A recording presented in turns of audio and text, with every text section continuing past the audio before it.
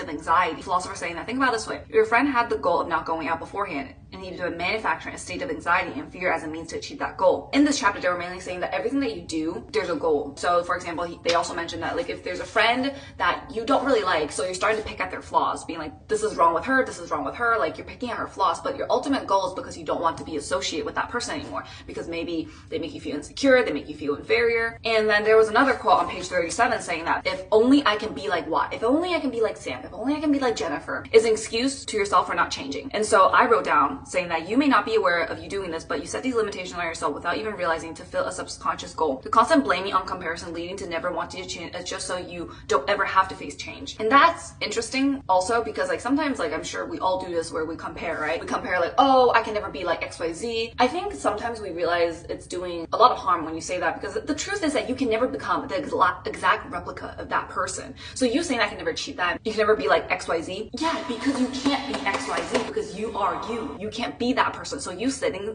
this is kind of just make yourself feel better. Like, oh, because no shit, you can't become like them. But the thing is that what they're doing, you could do it too. You just have to change your mindset. So the main key takeaway from this, the first lesson 1, which is the first night, is that your life is decided right now. It's not because of the past. It's not because of the present. And it also mentioned that you have the power to choose your own destiny. It's not about what you did in the past, what you're going to do in the future. What's important is just what you do right now. However, going through this book, the first lesson, I also was collecting like reviews on what people said online and also how I felt about the book as well. I do think that this book feels very straightforward, especially for the first chapter. It's kind of like just reframe this entire trauma and move on. And I feel like it's not that simple because, you know, I'm sure we all go through certain stuff. Just speaking for myself, like, yes, I know that what happened in the past doesn't matter. Like, you know, you go through certain shit and it's like I moved on, you know, but it took a lot of emotional work to move on from that. I wouldn't say that like, you know, I just denied it. It's just whatever that happened. Because when you do that, you repress a lot of it and it's going to backfire sooner or later. You have to regulate that. You have to, you know, like go through that. And the thing is that going through trauma, it's not like a purely conscious sort of thing, because like some people get like, you know, triggered. Like, they can't control themselves being triggered. So I feel like this book does feel more like you can control a lot of things. Like,